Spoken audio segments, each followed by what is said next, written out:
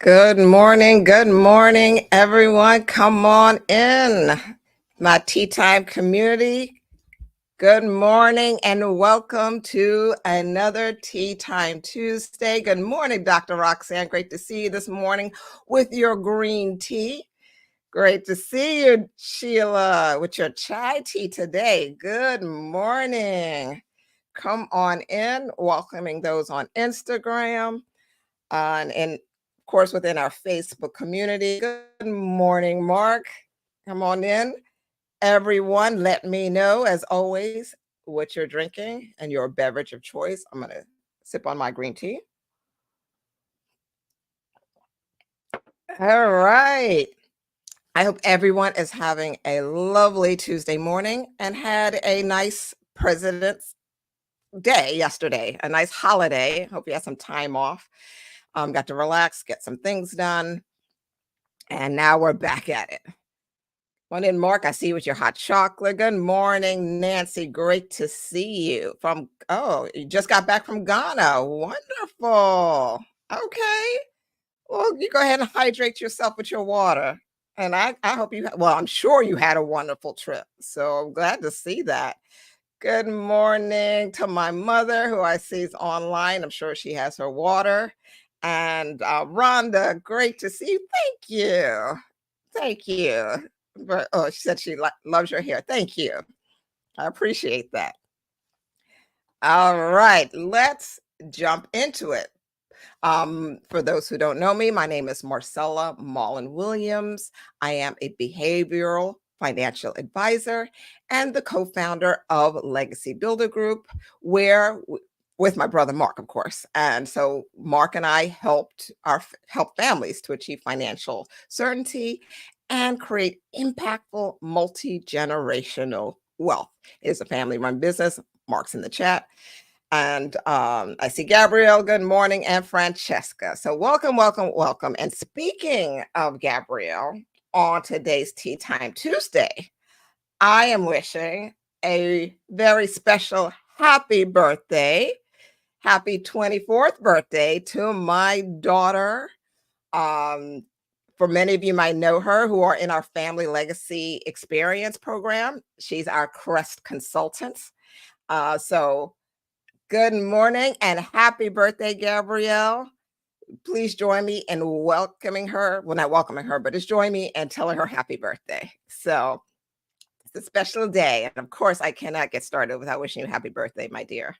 Looking forward, Gabrielle and I will be enjoying our very own tea time this afternoon. So I'm already dressed for our tea and our hats, and we're going to go enjoy some high tea. So looking forward to spending some quality time. Again, for those who are in our program, you know about the importance of depositing intellectual assets into our legacy bank. And we are going to do some of Gabrielle and I are going to do some of that today. I had the opportunity to do that with my son yesterday. Both my husband and I really contributed towards an experience towards our legacy bank yesterday with our son, and today experienced that with our daughter. So that's what we're all about here. So let's get started. Let's get back to today's subject on tea time. And thank you. I see y'all putting out the happy birthdays to Gabrielle. Thank you to the community. All right, let's get going for this Tea Time Tuesday. Last week, if you saw my email, you know that my husband sent me an article from Yahoo Finance.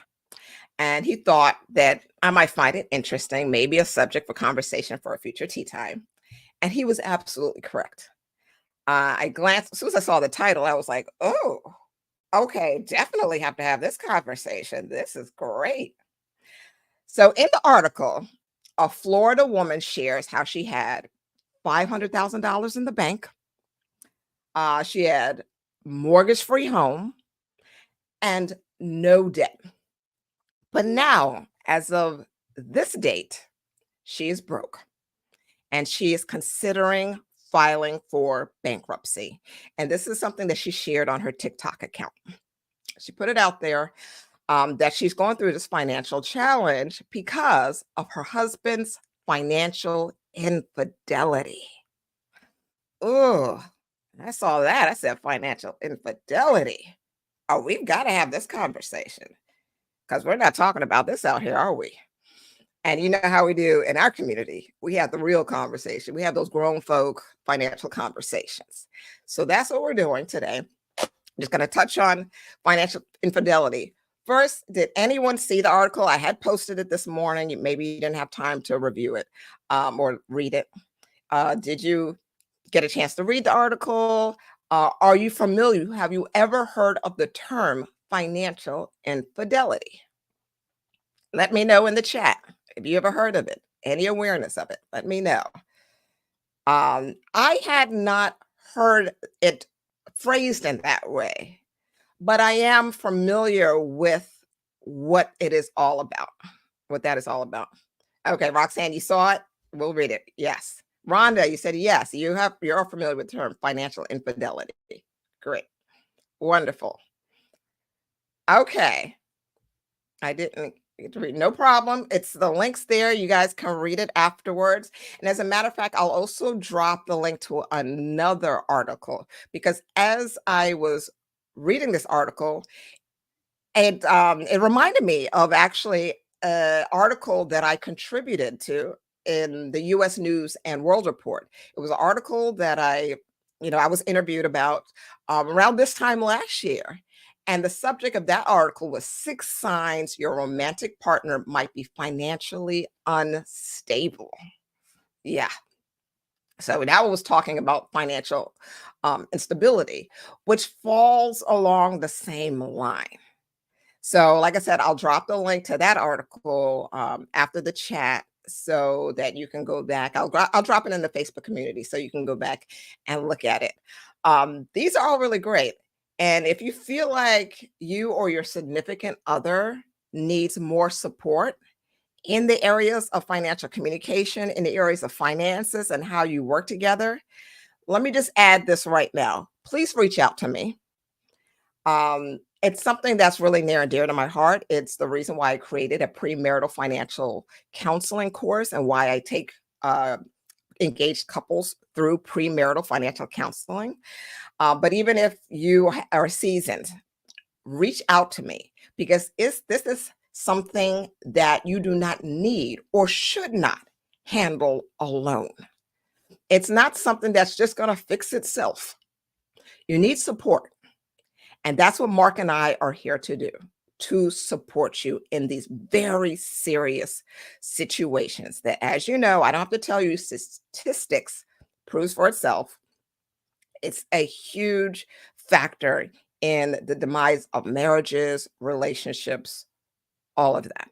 So just wanted to put that disclaimer out there, not necessarily disclaimer, but just wanted to put that message so that you know that you can reach out to us if you need more support in your relationship when it comes to finances, financial communication.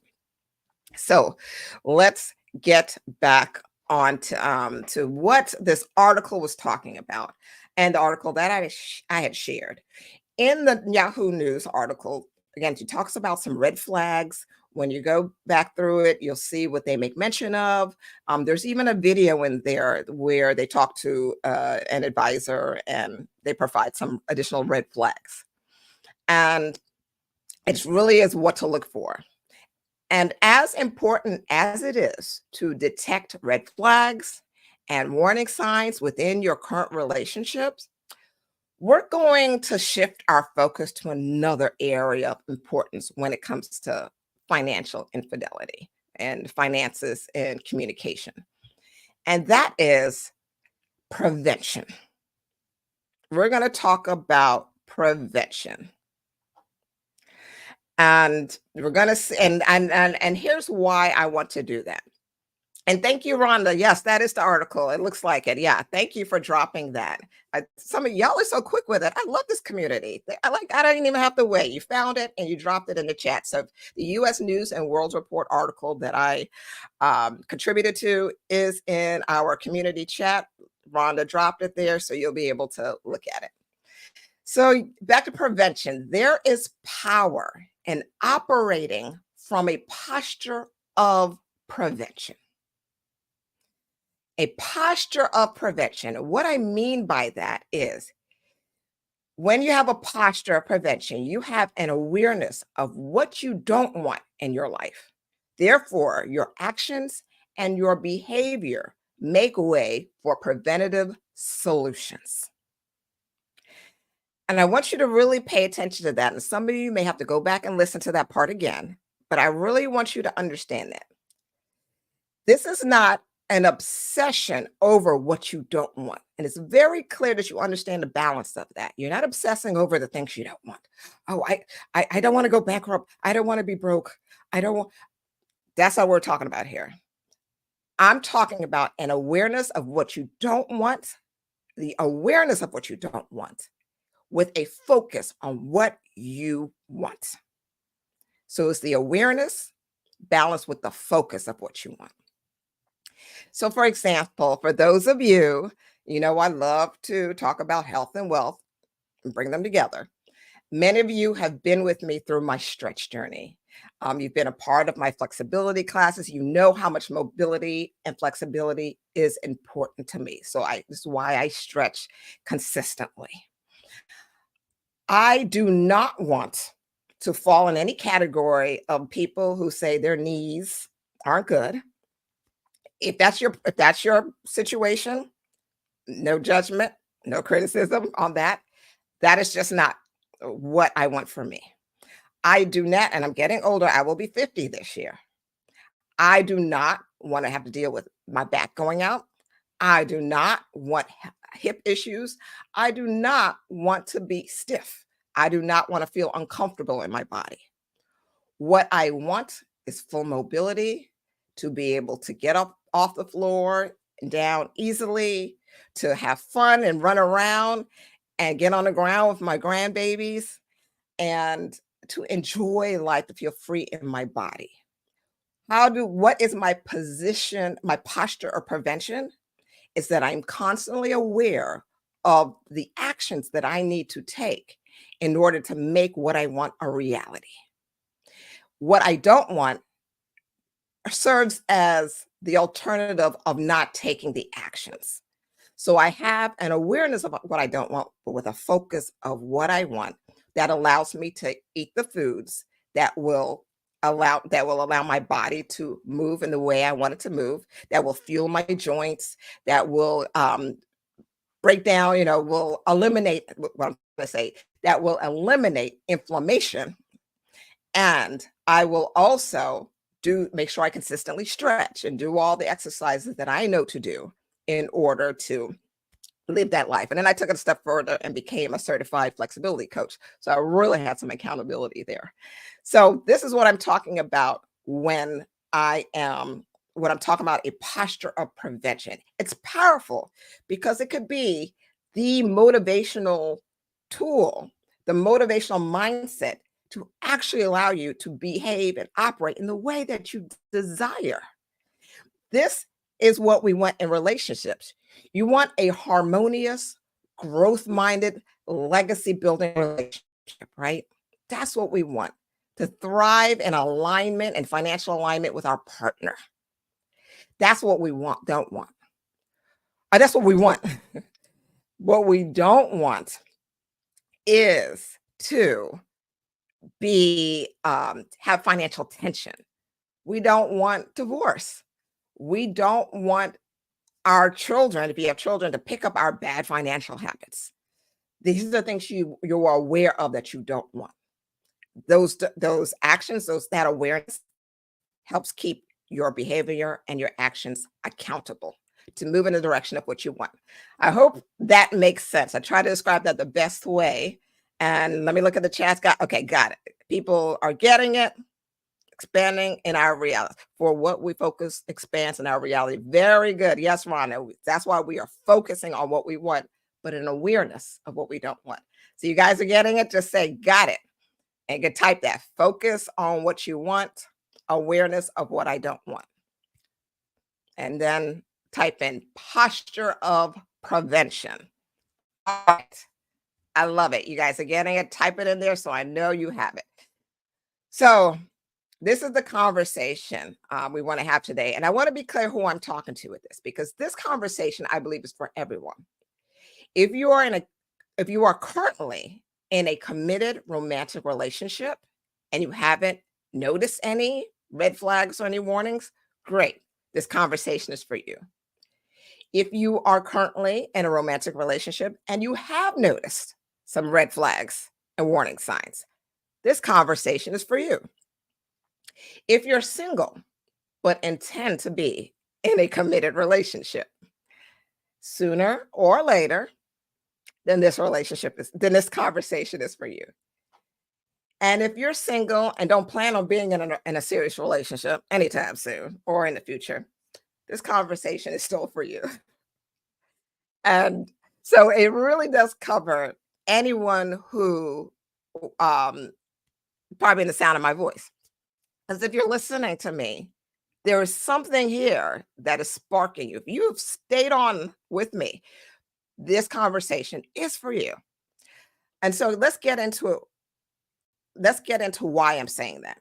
Yes, I talked about preventing financial infidelity, but we have to understand that that starts from within. Your relationship externally is going to be based on your relationship internally. So, you got that so far?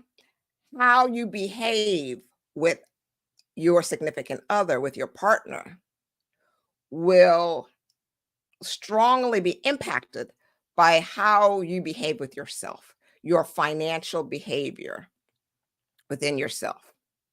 And so I want to create, instead of just kind of going through the red flags like the article did, let's start here with how do we create a safe space for money conversations? This is the prevention part for me. And I'm going to pull some, 3 points that I go through with my engaged couples. And I specifically pulled points that work for you, whether you are in a committed relationship or not. Because what I'm going to go through starts with you, starts with your ability to do these three things with yourself, starts with your ability to have a safe space for money conversations with yourself. Because how many of us, and let me know in the chats, and you can't raise your hand, but you can raise your hand physically. I won't see it, but go ahead. How many of us struggle to have money conversations with anyone else, whether it is a significant other, um, other people in your family that you need to have conversations with as you're preparing for, just things you need to get in order, whether it's your kids, as you're getting older, you need to make sure that your family members know where the life insurance policy is, that you need to put things in place. You're struggling to have money communications with yourself. So how many of you still find yourself in a place of struggling to have money conversations or did at one point in your life? And then let me know how many of you feel like you've had some improvement, especially since you've been in this community. How many of you are starting to feel more relaxed, more at ease about having money communications, money conversations with yourself? All right. So, challenged with the money conversations. Thank you for sharing that, Francesca. I appreciate that.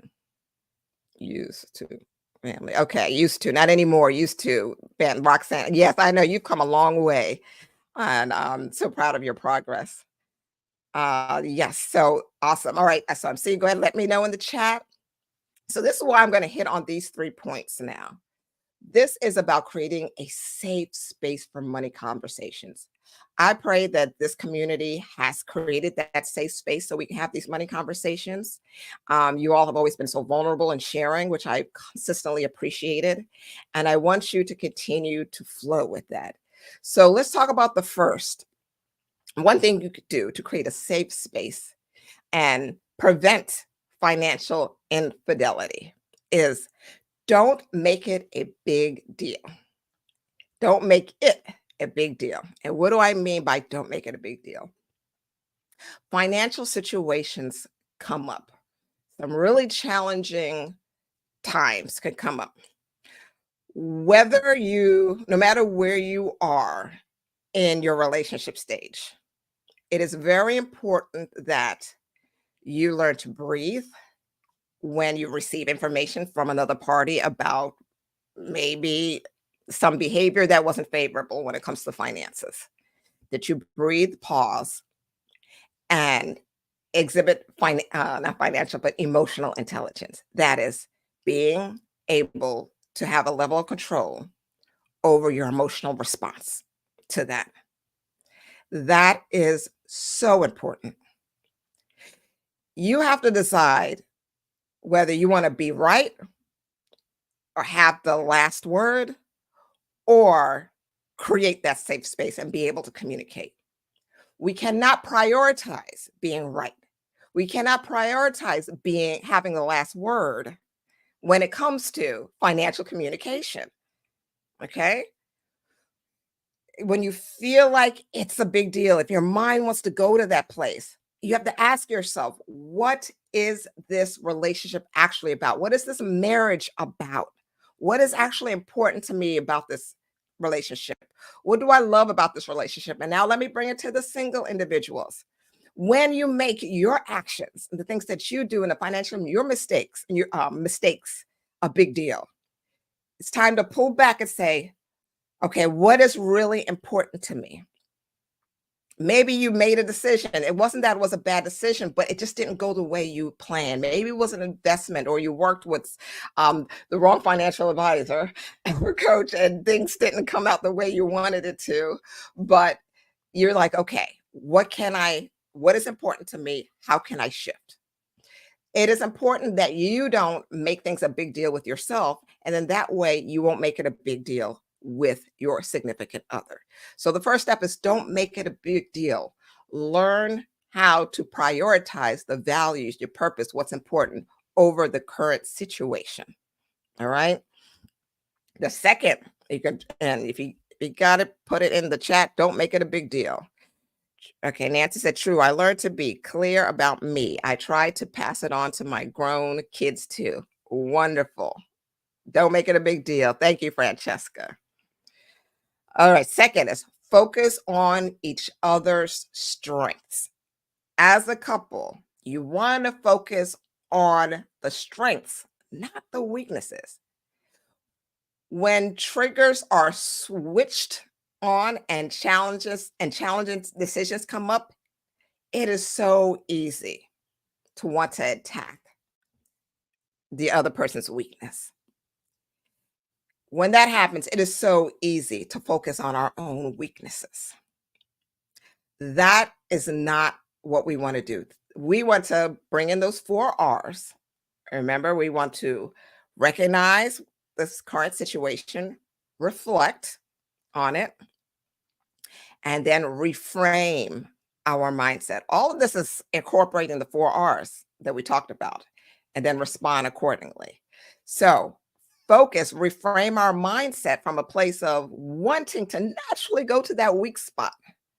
Oh my goodness, we just know everything that's wrong with us, ourselves. And then when you're in a relationship, my goodness, the way that we're able to focus on our loved ones' weaknesses, it's crazy how the mind works. And there have been studies that are to show that the closer you are to individuals and the closer the relationships are, the more you are likely to focus on the wrong things, the more you're likely to make assumptions that impact your communication, the more likely you are to focus on the weaknesses over the strengths. It's just a natural way of things. So I want you to understand that it is natural, but these key tools will help you to reframe your mindset so that you don't make it a big deal.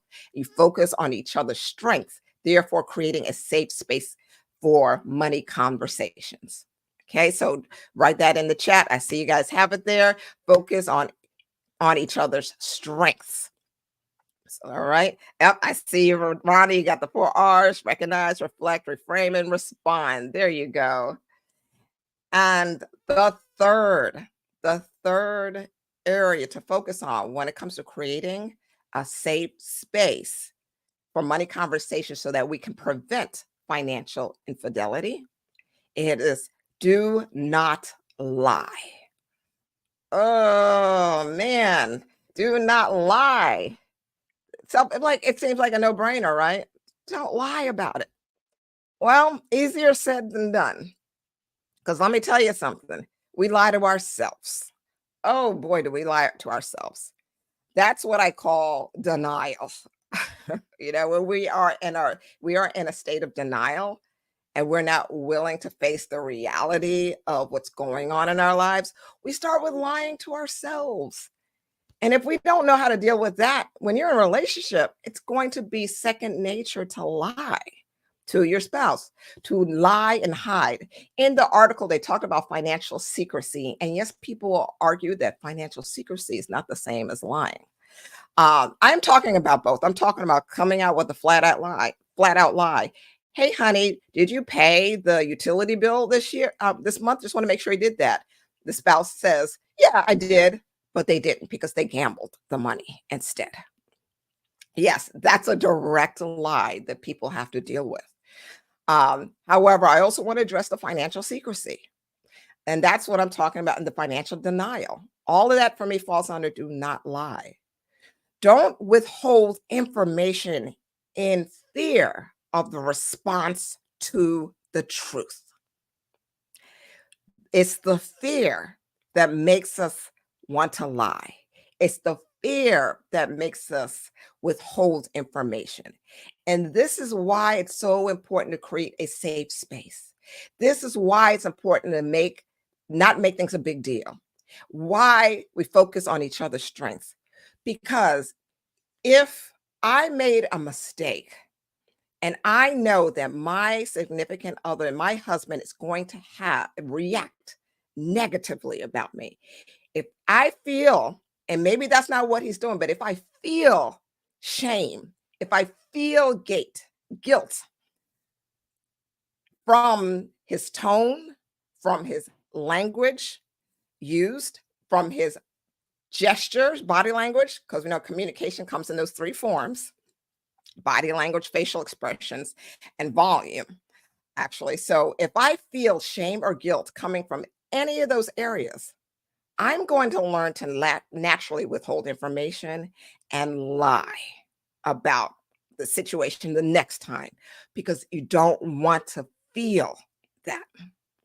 So, creating a safe space to have these real hard money conversations comes with setting things up so that you don't have to lie. And you don't feel the need to lie when you know you can have the conversation with yourself, that you won't beat yourself up, that you won't allow yourself to feel guilty and shame. This is why I can talk about my bankruptcy that I had when I was in my 20s. As a financial advisor, I have no shame or guilt around that. Back then, there was a little guilt and there was a little shame. But I got to a point where I learned not to beat myself up. And now I want that for you. If you've been through any financial situation, release it, release it, and move forward with knowing that you get to learn from every experience that you've ever been through, that it is all working for you and for your growth. Just like I wouldn't be here talking with you if I hadn't gone through some of the financial turmoil that I've been through in the past. I can be here with you because we can have these financial conversations, and you can have these financial and money conversations in a safe space by not making it a big deal, focusing on your strengths and each other's strengths, and knowing that you don't have to lie or withhold information from yourself or from your loved one so that you can continue to grow together and within yourself and build a powerful, impactful, generational legacy that will last for generations to come. So I want to thank everyone for joining me. Let me look at the chats a little bit. And And as I look at the chats, I really want you to, if this is an area, again, that you and your significant other is struggling in, and you really feel you need help. If this is an area that you as an individual who is longing to be in a relationship in the future, you want to make sure that you're entering into a new relationship in a healthy way when it comes to money conversation, and it's something that you've struggled with, reach out to me, contact me, send me a message. If you have my email, send me an email so that we can schedule a conversation and that you're no longer in it by yourself. So thank you. Thank you, Nancy. Um, yeah, I have to share. It's part of my story. Thank you. Let me say, Lord, it's real. Financial secrecy are real. Yes, Roxanne. Denial, Francesca, denial, lying to ourselves. Help us, Lord. Like, these are real conversations. Oh my goodness. And trust me, whatever you're feeling, I've been through it. I've probably felt it. I had to struggle, been there, done that, wore the t-shirt, but it's why I'm here today. I am empathetic because I have gone through financial challenges and rebuilding my financial journey. Yes, Sheila, you are, and doing a fabulous job within the Family Legacy Experience community. You too, Roxanne. Y'all are putting in the work. I love it. All right, so I'm going to go back and read through all of these chats because all these comments because you guys have some great things here. But it is at the bottom of the hour, so thank you for joining me. Have a wonderful week, an amazing Tuesday. Thank you again for joining me for Tea Time Tuesday, and I will see you next Tuesday for the next one.